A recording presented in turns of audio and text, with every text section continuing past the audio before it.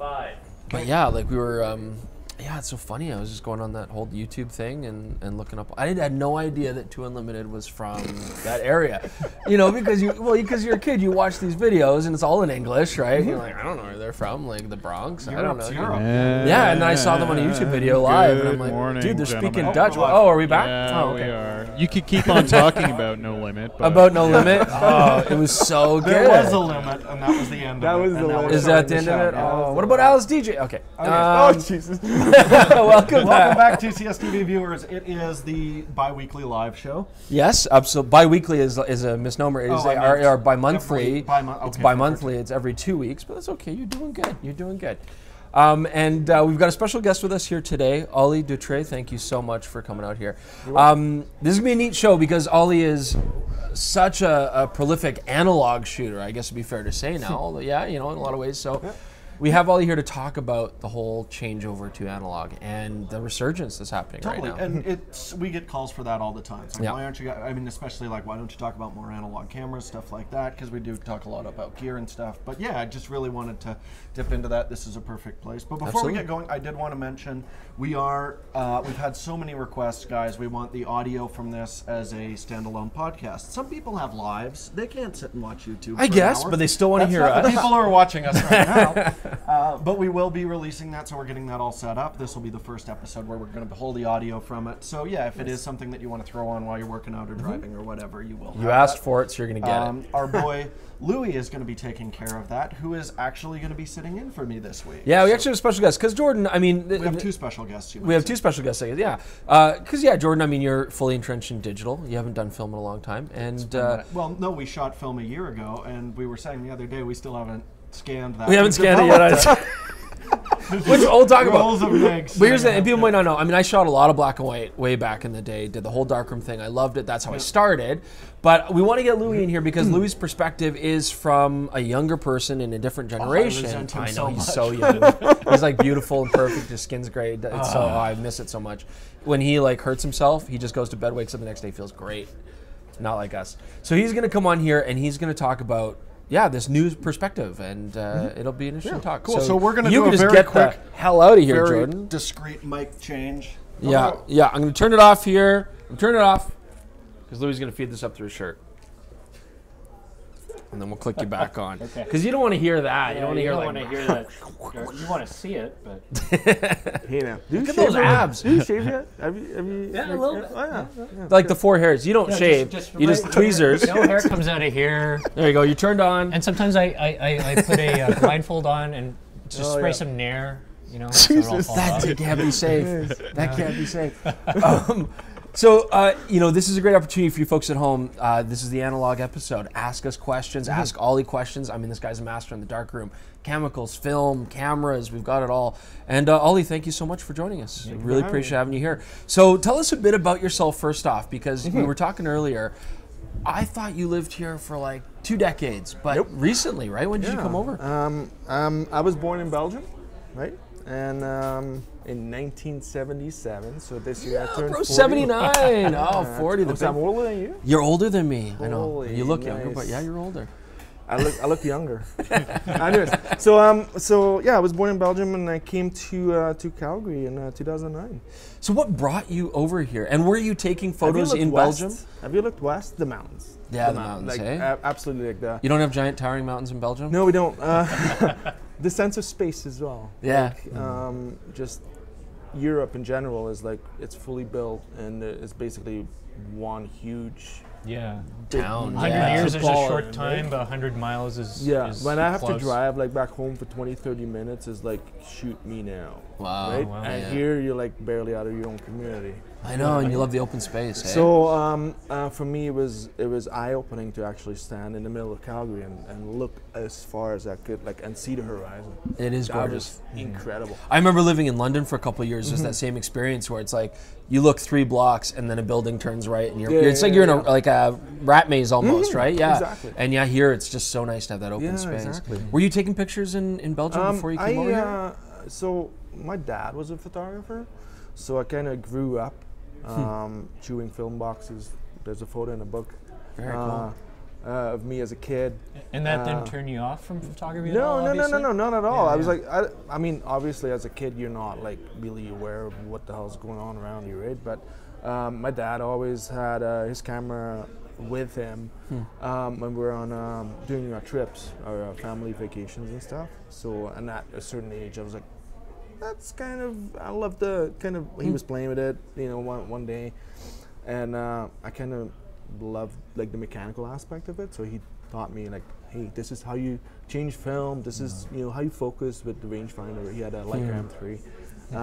You know, changing lenses, stuff like that. So at a young age, I was like allowed to touch that camera and like make photos, right? Because Yeah, you don't want to my break that parents expensive were- Leica. right? But my dad was never into photos, right? So it was a chance for him to have kind of vacation photos with, you know, my mom.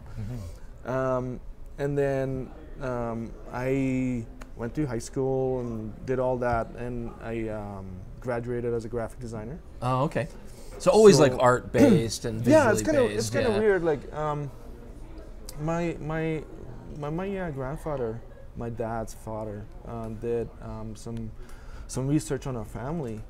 It turned out that he was able to go back to like the 1600s, and then we were, you know, if you look at my name, it's obviously French. Right.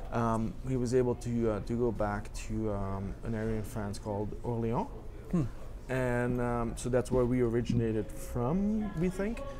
And all the men in the family, on that side of the family, were always into tapestry, designing tapestries. Interesting. So it's kind of weird how that all kind of, that graphic design Just thing kind of part of you. fell Kinda into still place. is in But your when I, family. yeah, when I graduated, like when I found graphic design, I kind of was like, oh, this is what I'm supposed to do. It felt natural. It just kind of right? made sense.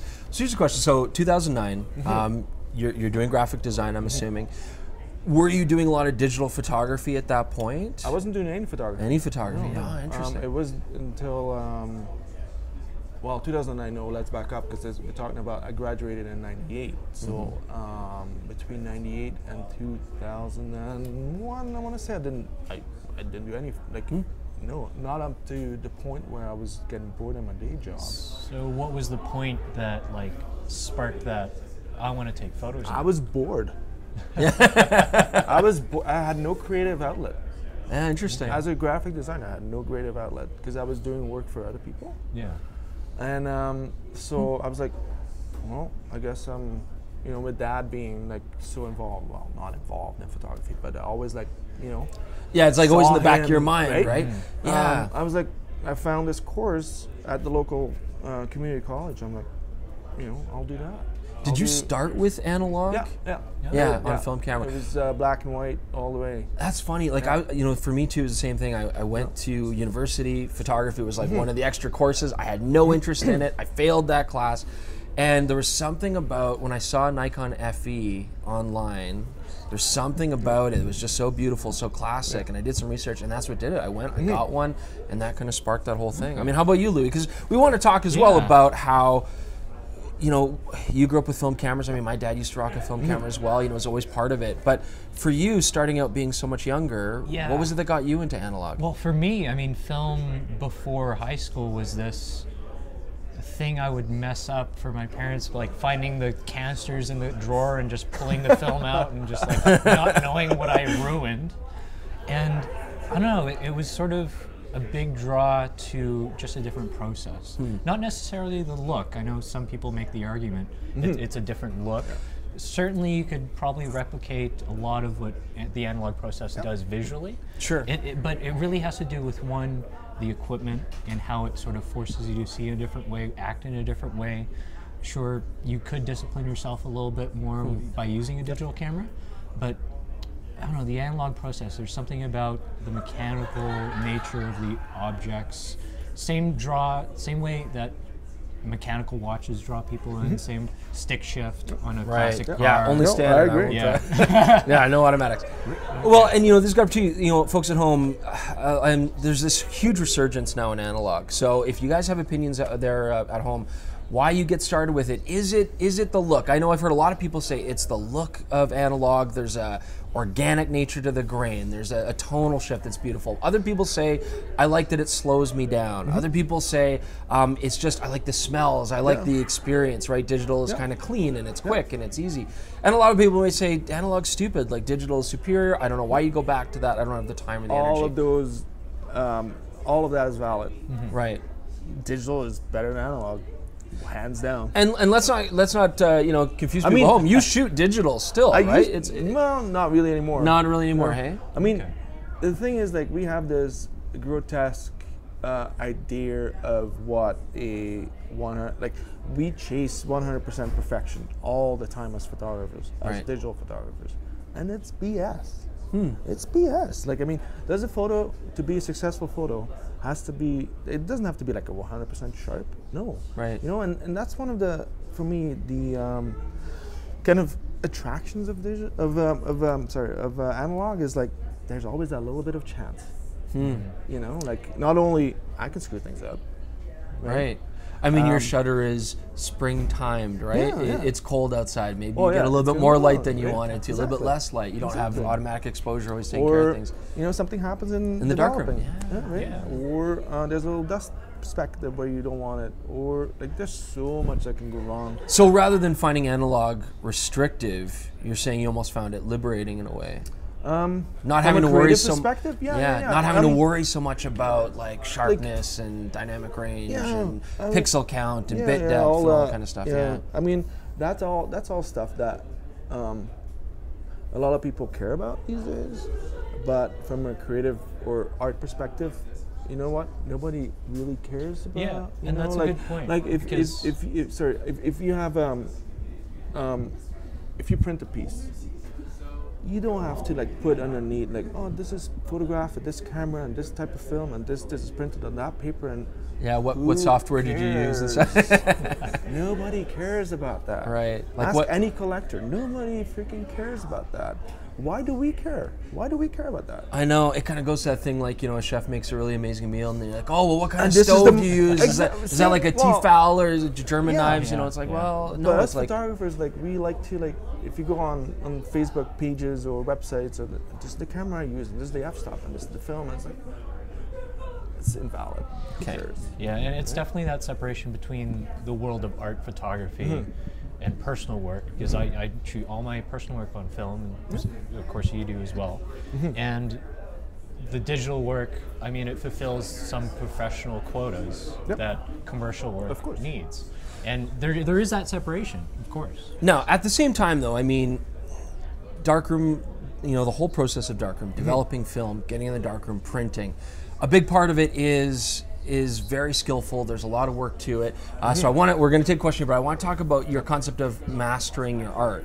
Okay, but yeah, Ron, do you have a question? Well, right before we get into that, we have a question saying, hey, Oliver, which do you prefer shooting and developing, black and white or C41, and also possibly your favorite film stock?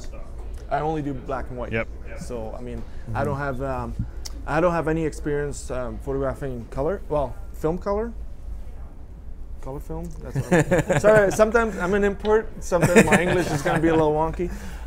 So C41, I have no experience with that whatsoever. My favorite go-to films, it's very simple. It's Ilford Delta 100 and FP4 Plus. That's interesting. So you like the slow films? Yeah. That's my go-to in DDX. 1+4. Although recently I've discovered that FP4 Plus in HC110, Kodak HC110 Dilution B is an amazing N+2. Just side note.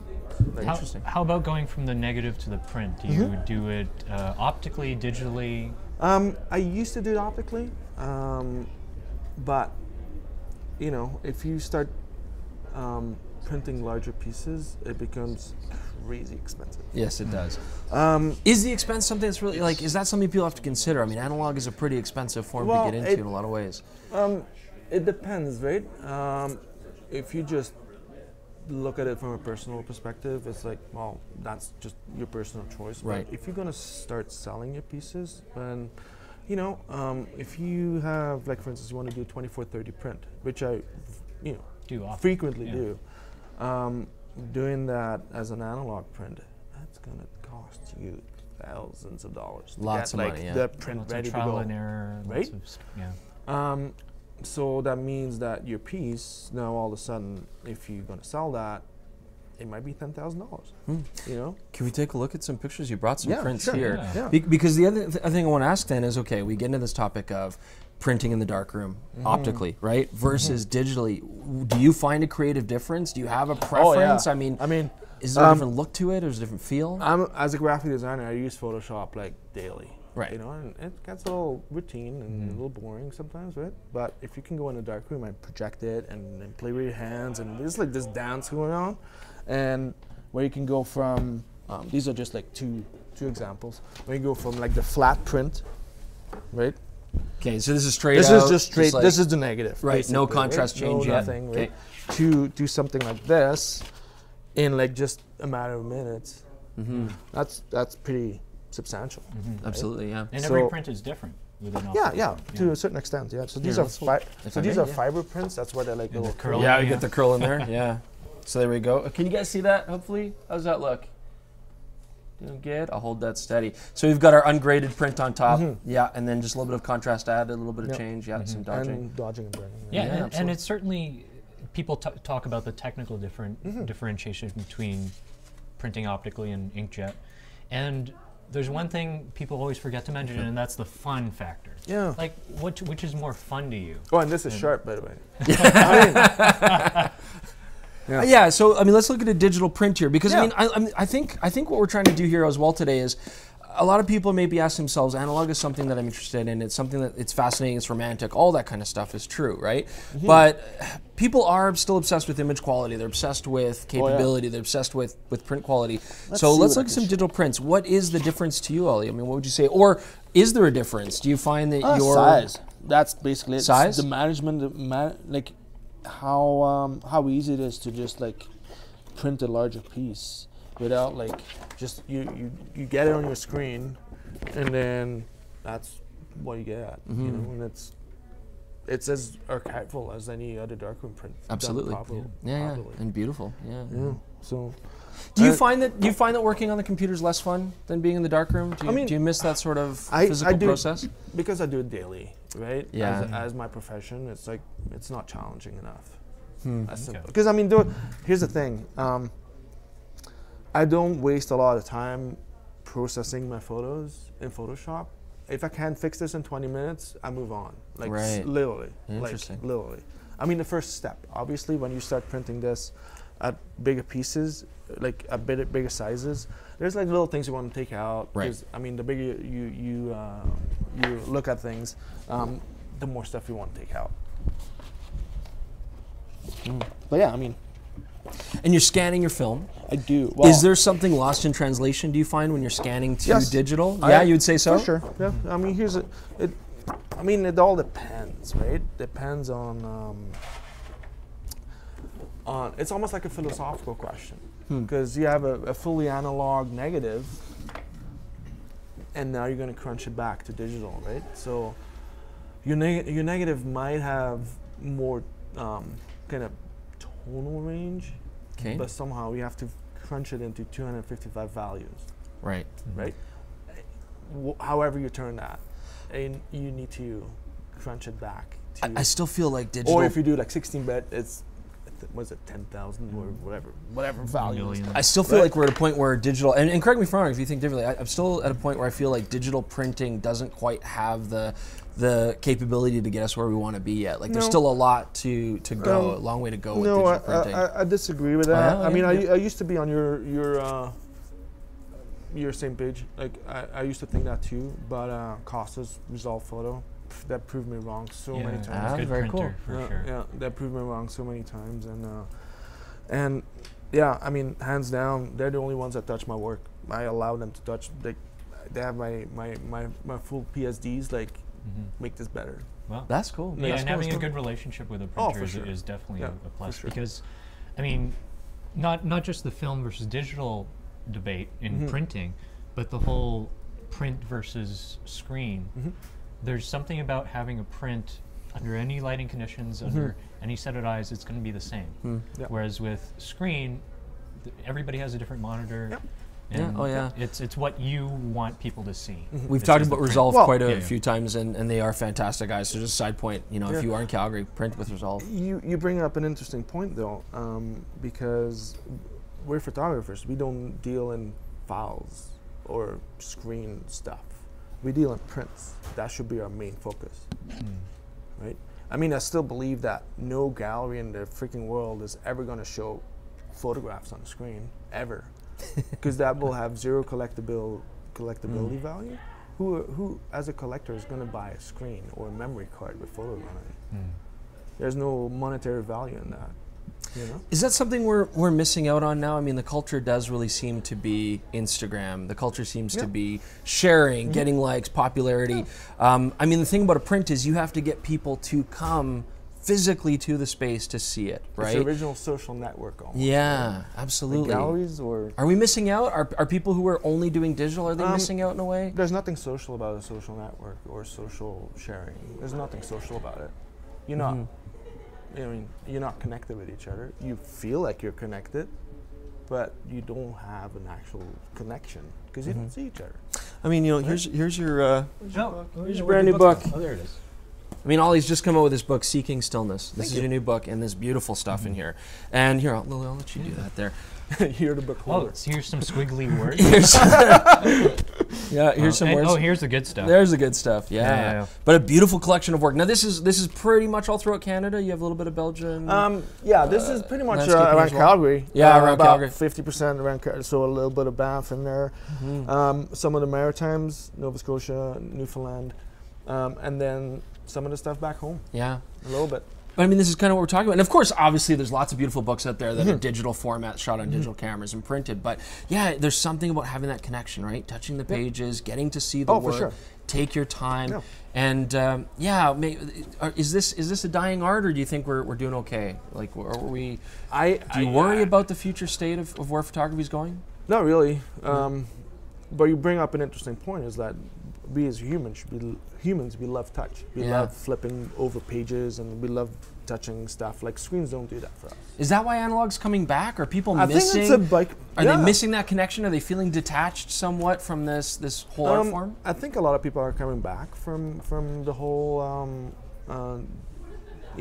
digital kind of impersonal way of photographing to something where they can play a bigger role, where they can actually feed the film and the camera, and it's like touch again. You know, that's what it is for me, is like process, but also like I need to put the film in the holder, and like I'm building that connection with the film, and every time I take it out, I need to shake it and put it in the film and in the camera, and then make sure all my settings are correct, and like have that touchy-feely connection with everything, and everything is metal, and right? Yeah, absolutely. And you know, when that is done, I need to develop it, get the film out of the holders, put the film in the tank, and all that stuff is like, to me, all that touching of stuff, it makes for just a more richer experience. Yeah, absolutely. You know, I mean, you know, it's tough. We of course do the YouTube show, and we're shooting digital cameras. I mean, that's Yeah, the of course. new gear, and there's a convenience factor there too, because we can shoot, we can get those photos processed,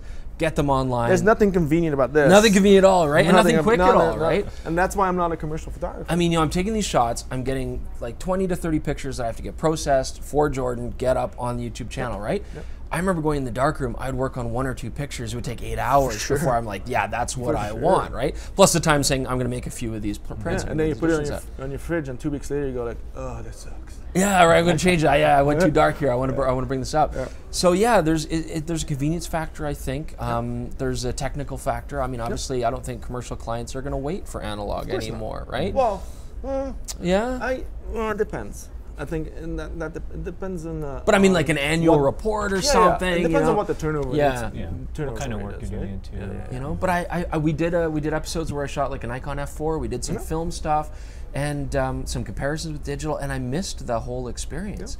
But I also remember that it took a lot of time. And If you can sell it to your clients, they will buy it. yeah, Yeah. yeah, Even commercial. commercial viability. Portrait photography. Very cool, very I cool. think so, yeah. Ron, how are we doing there? We're doing all right. Ollie, is there any? We've got someone wondering, they're getting excited with scanning with their, say, Sony A7. But is there any kind of process or gear that you like to do to scan your negs personally at your place? Yeah, if you look at my gear behind me, everything is falling apart, including my computer and my scanner. I use an old V600 Epson. Oh, okay, yeah, what's that classic called? V600, Yeah. Scanner. And technically that doesn't do 4x5, but I kind of rigged up a way to do so. I mean, I just scan in pieces and then merge them in Photoshop. Oh, interesting. Okay, there you go. Yeah, sure. Just roll with the punches, right? Whatever works. But yeah, that's simply how I do it. If I need, and that's good for like sizes up to you. I'd say like this, Right. But I don't even know what it is. 1114 printed on 1620 probably. Yeah. Something around those lines. It's perfect for that. Once you go bigger, you might want to use a professional scanning service, which I do as well here in Calgary. Gotcha. A guy called Joe Krurich. I hope I pronounced that correctly. Yeah, Krush. Yeah. I know Joe, He has a drum scan and does a lot. If I Can't beat need to print stuff like 20-30s and up, he does all my scanning. Now, Louis, you started with 35mm, I'm assuming. Black and white. I mean, I did. Yeah. It's easy. It's simple. It's cheap. But you've got your Hasselblad here. I do. I appreciate the bigger negative. I mean, working in the store is so fast paced. I think my photography sort of taken a little bit of a slower route. Is that what it is? Because you're using a Shanghai here. You've got your 4x5 camera. You shoot pretty much exclusively large format now, Ollie? Yep. Why? What is it about that? I mean, is it that you can get larger sizes? Is it that it slows you down? Is it the movements? What is all it? of them. Yeah. All of it. Perspective control is a big thing. And it's funny, like when I was shooting 35 or like 6.7 medium format, I never had a need, right? Because you can just stop down, it's fine. Yeah. But once you get into this, it's like fun to like shoot at f8 with like movements and have like be in the, if it's okay. So let's back up. Like, what was that process for you to go to large format? Technical. We always obsess about the technical, right? Like, I need to buy the best lens and the best camera and the best whatever. And to a certain point, that's all fine, but be a good photographer first, and then you can worry about the gear again. I shot with like a Rebel XT for like years, like an 8 megapixel camera, and it was a piece of crap. But by it learned me a lot about standards. digital. Yeah, right? right, absolutely, yeah. So once I got into this, and I figured like, with these movements, I can, there's a lot of creativity there too. In my work, I want everything sharp, right? I'm like the old school landscape photographer, but if I didn't want that, hey, perfect camera for that too. Right. I just go the other way. But going back to that f8 with the lens thing, is like every lens has its perfect, nice optical sweet spot, right? And with these lenses, f8, f11 is like, it's pretty impressive. So when you can start using the movements with this, there's no need to stop down because you are basically in control of what the plane of focus is. Right. Right. So, I mean, you talked about this art of mastery in your book, right? So, I think what I'm getting is read that? I read that. Yeah. Nice. And John was helping us out here too, because I mean, we love. I think your you book. just We're read taking that a look little through. title. Yeah, just art of mastery, right? But the picture I'm kind of getting from you is that the gear for you is not that big a deal, right? You're not obsessed with like the best lenses. You're not obsessed with amazing camera gear. So when we talk about this art of mastery, especially in this analog format, what does that mean to you? What are we talking about? I can buy a lot of cameras for not a lot of money. Right. So are you talking about training yourself? I mean, getting your skills to the point where it doesn't really matter what gear you're using? No, it honestly, it has never mattered to me. Yeah. Because I mean, I'm not about. This is where a lot of photographers get like sidetracked. Is that they always have to own like the latest and greatest gear. This is not a fashion statement, or this should not be a fashion statement. It's about personal expression and personal growth, I think, more than anything else. Like for me, my photography is an inward reflection of how I feel. Right. And I can. My photography used to come from a very sad place. A place where I had to kind of deal with personal stuff, and that was my escape. Photography was my escape, my processing kind of, right? So for me, gear was never important. Ever. I mean, if you look at my stuff, my tripod falls apart. Yeah, your tripod looks terrible, Ollie. This is a piece of crap. My tripod falls apart. Literally, like those two, I can pull out 2 legs. I'm sure some people at home have this too, but Ollie's missing some shims in his Gitzo, so that leg will come right out. There's if you like pull it a little thing you miss. Classic duct tape on the bottom. Mine hasn't been used. Exactly. Yeah, exactly. Yeah. Louis' tripod's a fashion statement. Oh, right? yeah. With the blue. That's all I am. My Manfrotto head is broken. I've had to glue my camera once because I've dropped it and the wood split. I mean, who cares? It's something that it's you and Mike Drew get along really well, right? It's a dumb box. That's what a camera should be. Yeah. That's the beauty when you buy like old cameras as well. Like, I mean, excluding your Hasselblad, manuals are like 8 pages deep. Yeah, very simple. Not like an encyclopedia of like, this is this menu and you bring up a good point about photography or art as therapy. Like it's a very therapeutic thing, creating things for yourself. Yeah. So no, that's an excellent point. I would even say I think there's a lot of people out there who are finding photography quite frustrating because maybe they're going down that pixel peeping hole, they're going down that gear acquisition hole, and they're maybe not finding it very fulfilling. No. I mean, when I teach workshops, I come across these people. Yeah. That are obsessed with like f-stop and if I get this new lens, my photography's gonna explode open, right? And my creativity is gonna flow again. Yeah, I mean, I've had students that were like clinging to a tripod and they would like just walk, poof, and they wouldn't move for 45 minutes. So the second stop would be like, no tripod, leave it in the truck, and shoot at ISO 1250. Who cares? Right. Go out, you go. Young look, grasshopper and look, right? And they go like, what, 1250? I'm gonna have like all the noise in the world. It's like, yeah, but who cares? Right, it's an image. Yeah. We had a student on one of our winter workshops, and she had forgotten to turn her focusing little slider thing back from manual to auto, and so she's photographing, and we come back to the classroom and she was super excited about this winter landscape. All these with beautiful like the places sun, you take them. and it's gonna be like so amazing. And it was like as unsharp as right. Yeah, and she's like, well, I'm gonna delete this. This is like, I'm like, no, don't delete this. To this point, is like the best photo ever taken on our workshops.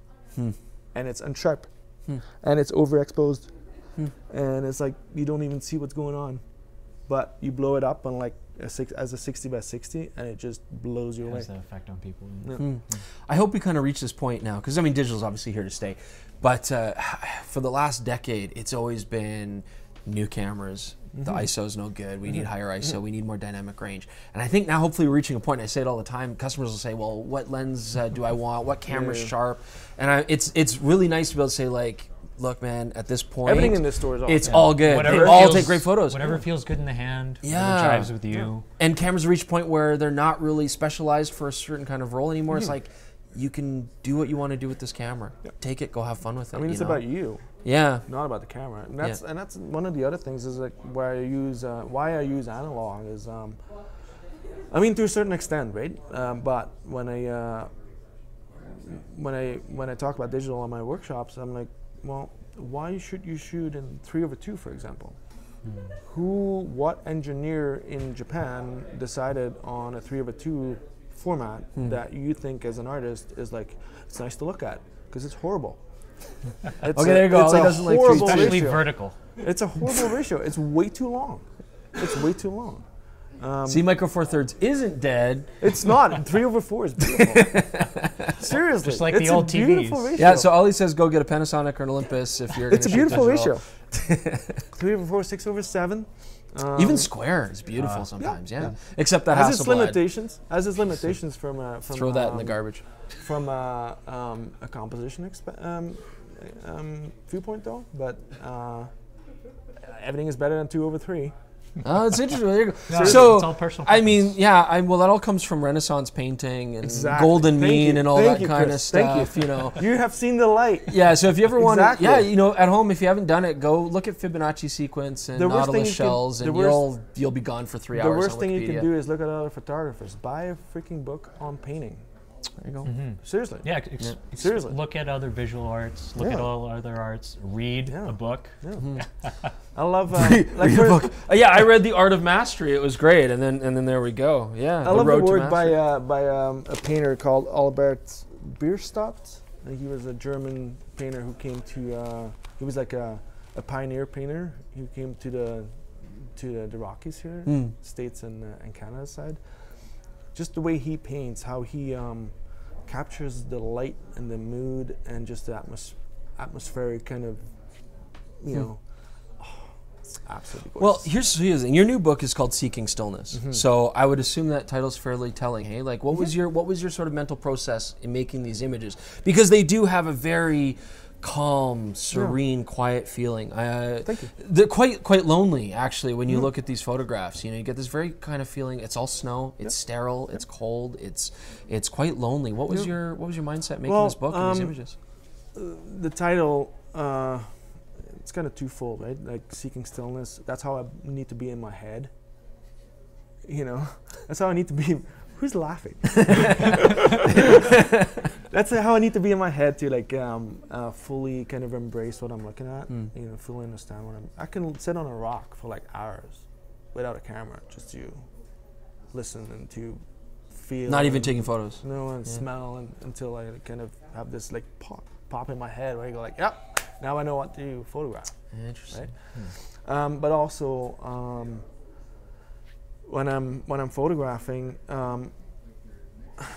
there's something to be said about simplifying what you look at as much as you can, because it will make your message far clearer. Yeah. Right? And that's what when I go out, like somebody asked me this on a book signing too, is like he was like, so I have this wide angle lens, and when I come to like a spot, I'm usually like super overwhelmed because I'm looking through my camera with this wide angle lens, and I'm like, I want to get it all in, right? But then I feel good taking the photo, but then I see the photo on my computer screen, and I'm like, that's like, You captured too much. you Yeah. capture too much. Yeah, That's yeah. not how you use a wide angle, for example, right? That's you're just trying to. You don't know where to look. You don't know where The to viewer looking at the print is like, what am I supposed to be look. focusing on? Because What is your the mind message? was not clear of like what was going on in front of you. I mean, it's all personal. It's all my Of opinion, course, yeah, obviously, yeah. right? But I just like to be. Like photography for me is like a solitary thing. You were alone for a lot of these Oh, shots? yeah. Yeah. I just don't like to hang out with other photographers in general. Yeah. I mean, I would have come to your camera. Was it camera and beers and whatever? Yeah. Beers and Right. cameras, our social Yeah, event. that's just not who I am. Yeah. I really appreciate you guys doing that, but that's not. I'm just like I don't hang out well with. Well, and other this is the interesting photographers. thing, like you said it already, right? Your art form is about, I mean, you said it was from a sad place earlier, but really it's still about escaping, Yeah. maybe getting away, clarity. Yeah, It's because kind I of mean, like a meditative process. yeah. Because Yeah. my work is not about defining a place. It's not about hey, this is Banff, this is Jasper, this is. No, it's not. This could have been. You're not hitting the classic spots and doing the I classic am, landscapes. but I'm doing it Different my way. way. Yeah, I hope. right. I hope. Yeah. But I don't. When I go out, I'm not chasing or somebody else's checklist on like Right. here are the prized shots or the this is a trophy shot that if you go there that you have to make. Yeah. The postcard Who shots. cares? Who cares? I mean, you're not doing work for yourself then. And you're right. I mean, everybody's approach to photography is different, and what For they're sure. trying to get out of it is different. course, But you know, of course, someone at home of might course. find it useful. So, your process when you go out for the day, are you thinking like I'm going to go take pictures today, or do you just get in the car and drive? Like, what- I would say like let's go for I'll do some photography. Like for instance, today would be a nice day. We had a fresh snowfall. right? That's about what, minus 30. 20, Yeah, it's only minus 30 downside. Celsius outside. There's about 20 centimeters of fresh snow on the ground, so I mean, it's cool to like make tracks. Almost when like you're on the pristine prairies. environment. Exactly. Yeah. And just go out. And when I am out, I don't plan anything. Everything happens, by luck, or Gotcha. I just chase the light and Follow see the where, light. and see where we get, like Yeah, where, yeah. where we end up, and never be afraid to get lost. Like we have GPS. All our phones have GPS. Honestly, right now we're like it is straight out minus 30 outside. It is. Plus wind, so don't get lost, you'll die. Be But careful. any other time, get lost. Right? Get lost. Yeah, Sleep yeah, in your yeah. truck overnight. What's the big deal, right? Yeah, no, exactly. Watch the sunrise come up and experience Why it. not? Why not? Experience it first. But not right now, you'll die. It's like going to a concert, right? When you go to a concert these days, like there's like Yeah, 100 people in front of you with their phones, like not Yeah. experiencing the moment. They want to just capture it. They want to. So I get that you want to capture it, but you're not experiencing it. So experience it first, and then capture it. Very cool. Ron, any opinions? What are people saying out there? Everyone's going through their nostalgic talks on what cameras they have. So, actually, one question: do you feel like analog is kind of dying out, or is it almost future-proof thing for now? In regards to its resurgence and what have you. That's a great question. I mean, It's never gone away. I mean, it's probably never going to go away for you. Hopefully.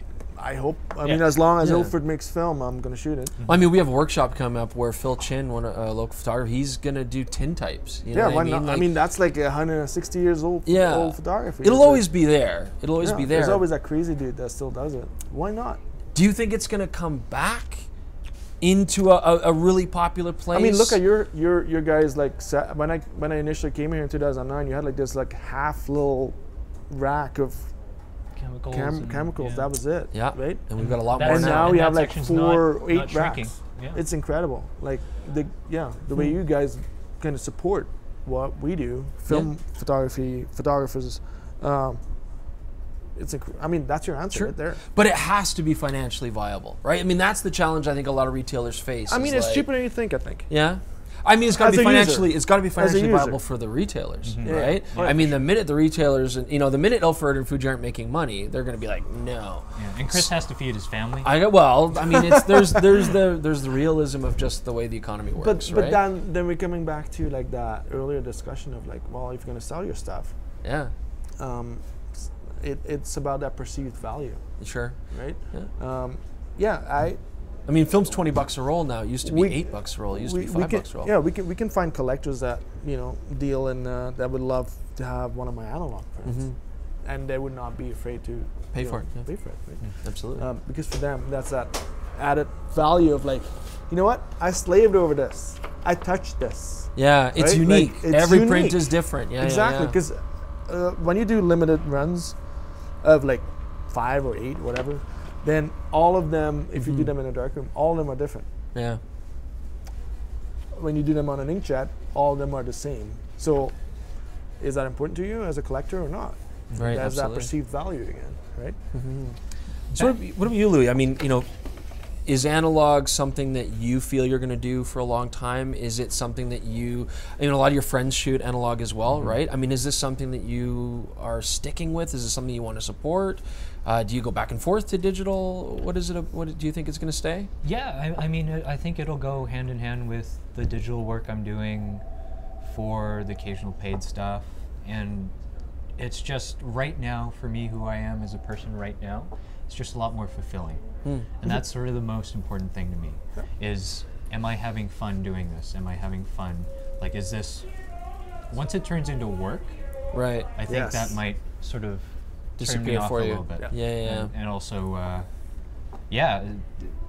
it's tactile, it's real, it's fun. And I think that's the most important thing for me. I think a lot of people worry about analog dying out, and I personally think the cameras are here to stay. They're getting older, right? I mean, it's amazing we have these 30 and 40-year-old cameras that still run, yeah. but they're going to break eventually, and they're not making new ones. And we'll get Ron's question here, but I worry about darkroom dying out. That kind of concerns me, because It's not so much. It's not. Sorry to interrupt. No, you. please, It's yeah. not. It's not so much. The darkroom is dying out. It's a knowledge that is dying out. The knowledge is dying out, yeah. With the old people that were like did darkroom for 60 years, and they have all this knowledge that was not passed on, and that's probably why the new generation is like, oh my god, I found like the best fucking film combination in the world. Yeah. And it's like, Tri-X is beautiful. Yeah, we know this for 80 years. Yeah, exactly, right? And that's great. They're excited about it. I mean, it's sad that a lot of kids might not ever get in the darkroom. I hope they do. No. It's such a magical experience. The first time here's the interesting kind of a little side story.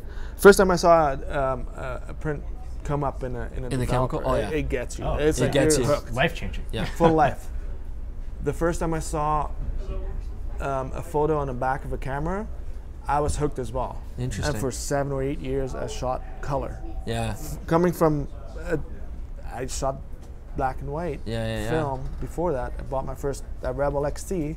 After the first 2 photos, I was like, That's the amazing. best. You know it's not magical? And I switched to color photography. Yeah. Like overnight. And I had no training in color photography, and I sucked so bad at it. You know what's not magical is watching a print come out of the printer like... it's, you know, it's not the same.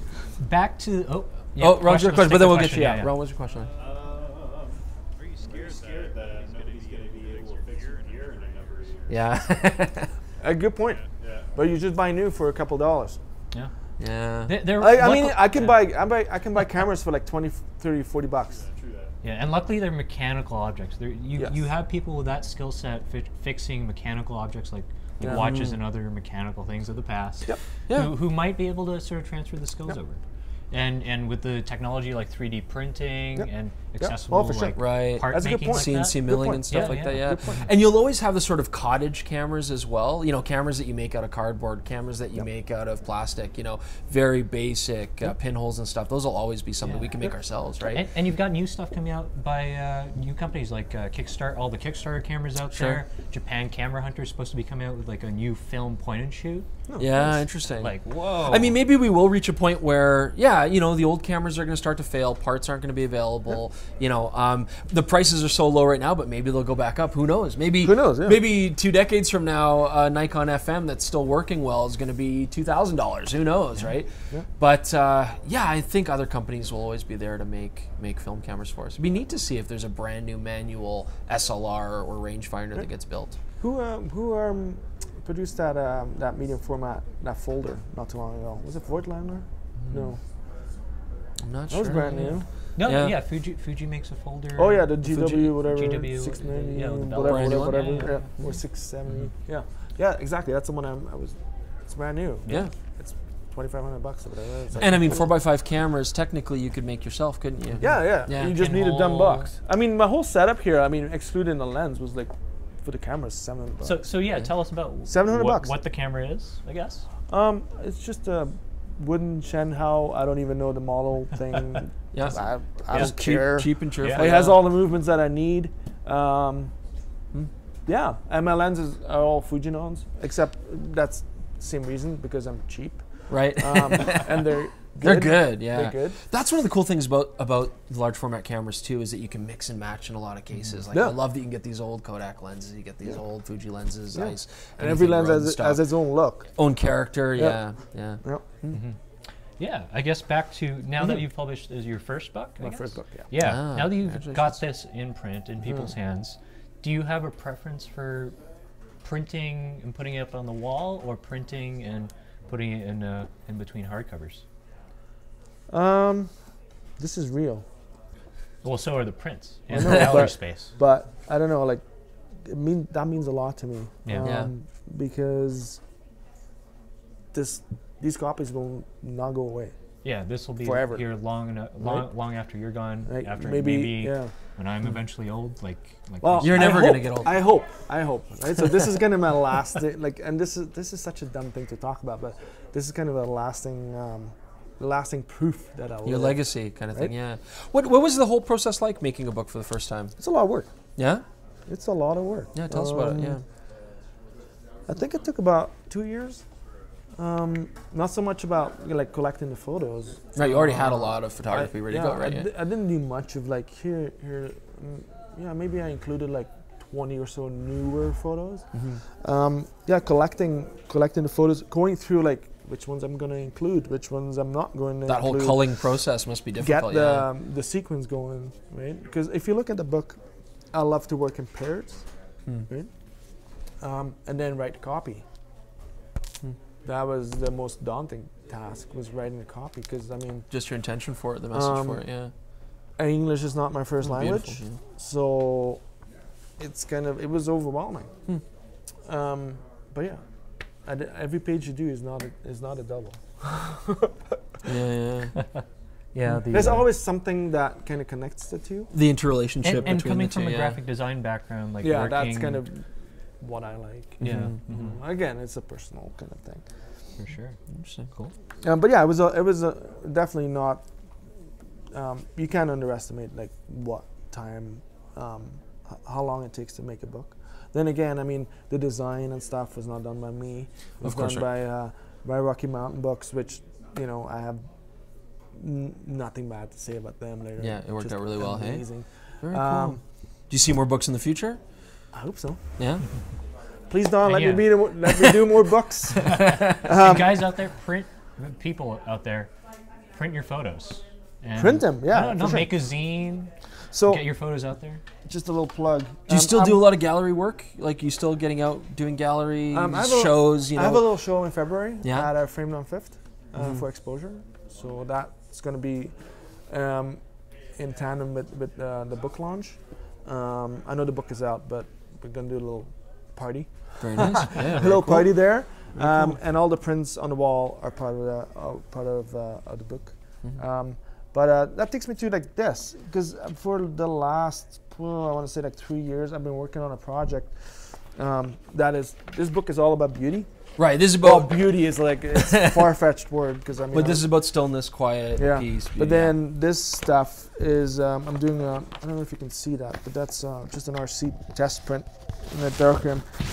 That's I'm doing a project on the logging. Yeah, and the deforestation. Deforestation in the eastern slopes and the foothills, just west of Calgary, and so I'm doing. Hopefully, that's going to be my next book. Well, that's interesting, because I remember I've following you for a long time, but I was following you on Twitter, I think it was. And are you on Instagram as well, Ollie? I do. I don't do Instagram. Yeah, you don't do Instagram. That's a whole other discussion. Yeah, well, we can talk about that. But I was following you on Twitter, and you'd post photos quite often where you go to campsites and you're like, look at the mess that people left. Oh, here, yeah, well, right? that's- and yeah. like, look at this tree. Like, these trees are gone. This whole place is. How does that whole environmental process work for you? I mean, It saddens me, to be honest. Like, I mean, like the first time I came to Cut Block, and that was just me following the light again, like just out, I lucky, had no driving idea around. that Right. this was like on my agenda that day, and I stood there and I cried. I was like, did I move to a country that allows this close to their cities, and like and so close to the mountain parks? Because if you look at the mountains, It's right those there. are all protected. Right. Everything is protected, but then you move across the Ghost River, and it's all Just wiped out. Yeah. all crown land, and it's sad to see that people don't care about crown land. Industry doesn't care about crown land, but we don't either, because everybody quads and shoots and camps and leaves their stuff out like shit, like literally everywhere. shit everywhere, and it's just sad to see. So maybe that's maybe kind of, awareness will be the next. Topic, I was never back home. I didn't care. Right. I was a city kid. I didn't care about trees and grass and green stuff, like But I come here, and obviously I value nature so much more because I'm in the middle of it. Yeah. And you appreciate it. And it was one of the reasons why I moved here.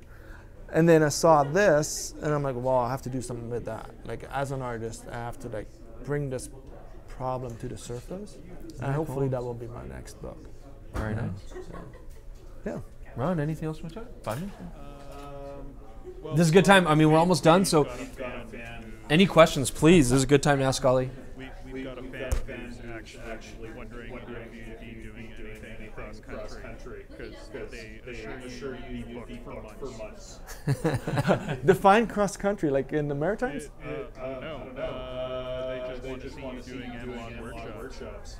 Nice. Yeah. Yeah, that person shoot me an email, or we'll figure it out. Yeah, right now everyone's appreciating the talks just in general. Do you get a lot of people asking about analog? Like, they want to learn? Like, is that something you think? I mean, darkroom, of course, you said that'd be great just to be able to pass on some of that knowledge. Sate still runs darkroom classes here in Calgary, which is awesome. George is just runs that, right? yeah, it's like been a passion project of his, and it's great. And he's got so much skill to pass on. Yeah. I mean, is that something you find people are asking? Like, Ollie, how do film? How do I learn it? Or do you feel that's more of like a personal process? I feel a lot of photographers that I kind of personally admire are dabbling in film again, and it's awesome to see. It's awesome to see, because from a creative and art perspective, and a personal growth perspective, like everybody can learn something from photographing and film. Everybody, like it's a rewarding process, but she's also a hard teacher. Oh yeah, oh man. Because you can't redo stuff. If you screw your development up, Oh yeah, you're done. yeah. Right? I mean, It's Louis, not like I have my raw file and I can reset what I did. well, Louis and start over. Louis talked about how he shot a roll of film and posted a photo, and the developing got screwed up at the lab, right? Yeah. And I think it looked great. First Like, roll that of opens color, up- yeah, it there's a looked roll good. of color, which I never do. But that opens up another art.